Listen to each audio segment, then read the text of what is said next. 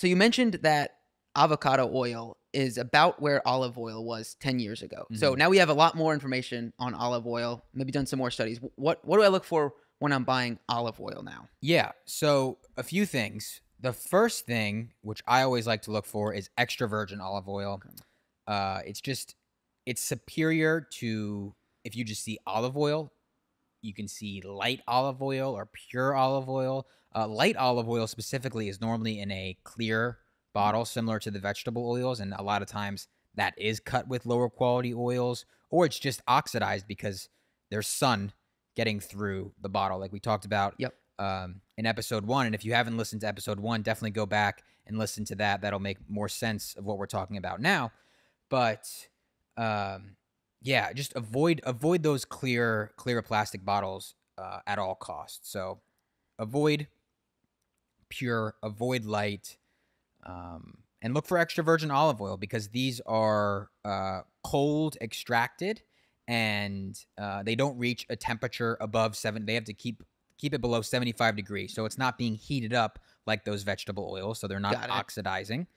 Um, and so, yeah, so extra virgin olive oil is the first thing to look for. The second thing to look for is single origin. A lot of the times you turn over the label on extra virgin olive oil and you see 10 different countries, and they're basically sourcing a little bit from each of those countries, and it's Hmm. in that one bottle, but you don't know what they're doing in each of those countries. Yeah. So it's better to just find single origin. Yep. Better to keep it from the same spot than go ahead and mix it. Not even necessarily saying that it's mixed bad, but there's the potential for something to happen. Exactly. Okay. Yep. So extra virgin olive oil, single origin. If you can turn it over and look for a harvest date. Is there a specific date that you want to look for? So unlike, I guess, wine, where the longer it ages, it's Yeah. better. Olive oil, not the case. Opposite. So 2 years is what they typically tell you to consume olive oil in, from when it was harvested to when you consume the entire bottle, I Okay. guess. 2 years, but that first year I think is when it's the freshest, Yeah. and when it's going to taste the best. Yeah. So That makes sense. And then I guess thinking about avocado oil and olive oil, do you keep both on hand? Do you have both of them? yeah, I do. I use avocado oil more for if I'm cooking something at higher temperatures. Okay. So I'll use avocado oil more for if I'm cooking steak or chicken or even fish or something like that. Yeah. But then extra virgin olive oil is what I use for more of the vegetables. Okay. Or top. I mean, if I'm making a salad or something and topping it, then Yep. I'm definitely going to use it for that as well. Okay. So there's a role for both. Yes, definitely. Yeah, but that's also to not like some people are scared of cooking with extra virgin olive oil for some reason. I don't know. I don't know who's saying this. Mhm. But extra virgin olive oil is totally fine to be cooked with. Okay. So even if you're cooking a steak at a high temperature, It should be fine. all right. Yeah. Yep. Yep. But maybe if you have both, lean to the avocado oil. If you're going to be cooking at really high temperatures, yeah. Okay. Avocado. I think. Yeah. Got it. Okay. So that is olive oil. And anything else to look for in the grocery store? Ideally, dark glass bottle is going to be preferred. Okay. With that being said, I actually buy my extra virgin olive oil that I cook with from Costco, which is in a dark bottle, but it's actually in a plastic bottle.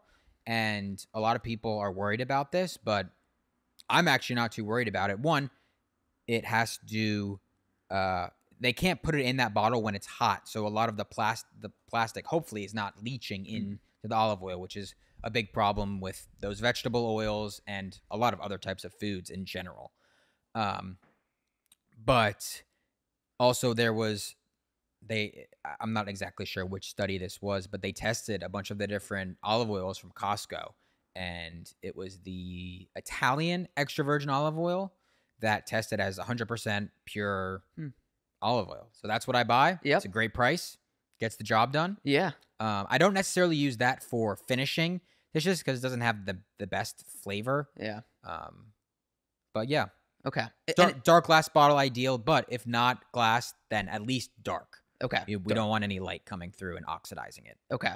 And I guess even on that topic, anything around the storage of your olive oil, should you keep it in the pantry to keep that dark? Yeah. Yeah, good question. Yes, absolutely. Yeah. I keep it in the pantry. Keep it in a dark, cool place. Yeah.